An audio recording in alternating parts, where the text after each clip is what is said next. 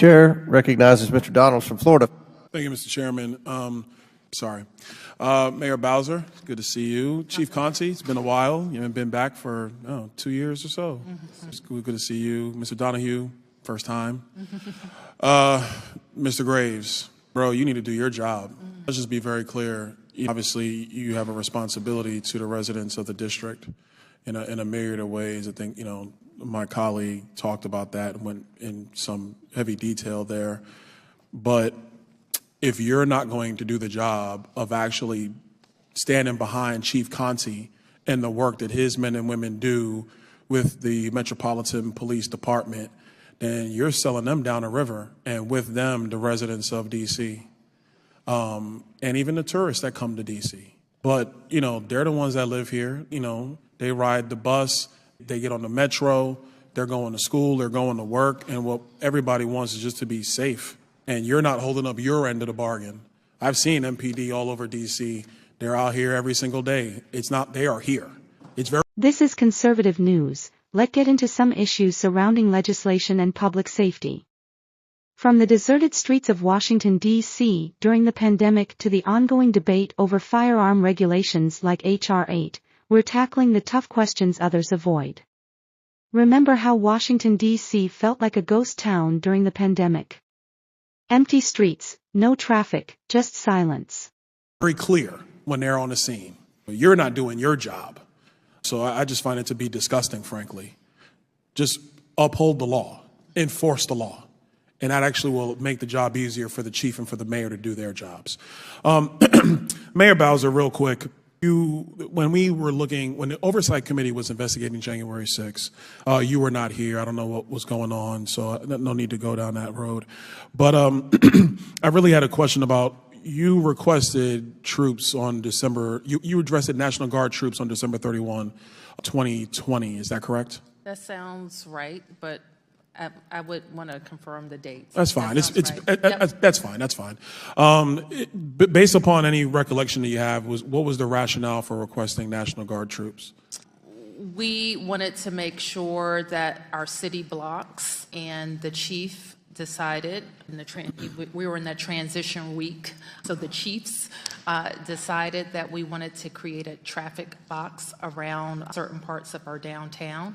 And the best use of resources would be National Guard instead of MPD, so that MPD could be available for law enforcement. So that was our request. A quick follow-up to that, because I remember it, having gone through orientation here before I got sworn in as a member of Congress, that during that time period, to the pandemic and everything else, there was no traffic in D.C., not like it is today. Nobody was driving through the streets of D.C. during that time period. And this is a legitimate question. Was the concerns purely traffic corridors in the district for the date of January 6th? Let me ask the chief to talk about how we Sure, Chief Conti, if you can. That'd be great. Yes, traffic is part of the concern.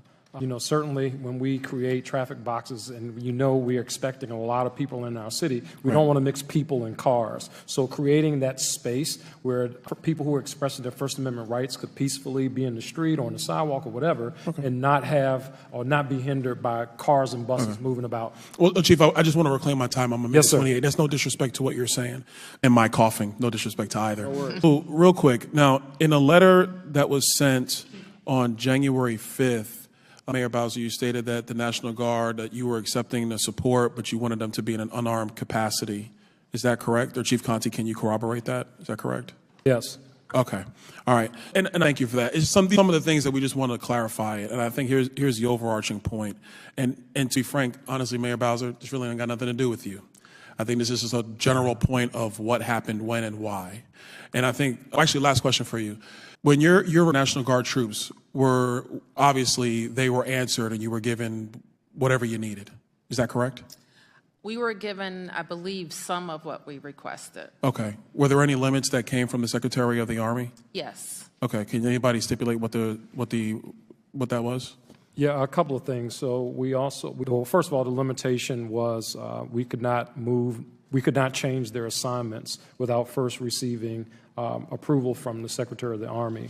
We could not move National Guard members anywhere east of 9th Street Northwest. We couldn't move them there. And another thing we wanted was a quick reaction force, members of the National Guard to be able to respond. I don't think we received that resource either. Okay.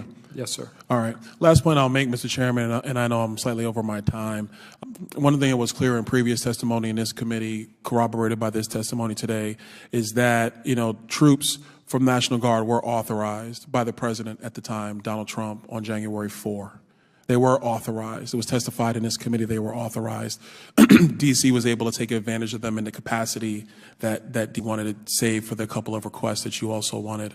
One thing it's important to indicate, Mr. Chairman, is that for our troops to be deployed to the Capitol, it requires the Capitol Police Board to actually issue. Let's pivot to H.R. 8, the bill proposing universal background checks for firearm purchases. On the surface, it sounds like common sense, right? But let's dig deeper. Background checks already apply to most gun purchases. The exceptions are private sales between individuals in the same state. H.R. 8 would change that, but here's the problem. It could create unnecessary red tape for responsible gun owners. A state of emergency for troops to come on Capitol grounds. And the police board is made up of the architect of the Capitol, the head of Senate security, the head of House security, and the chief of the Capitol Police. And by my understanding, 3 of those 4 people report to the Speaker of the House. And the Speaker of the House at that time was Nancy Pelosi.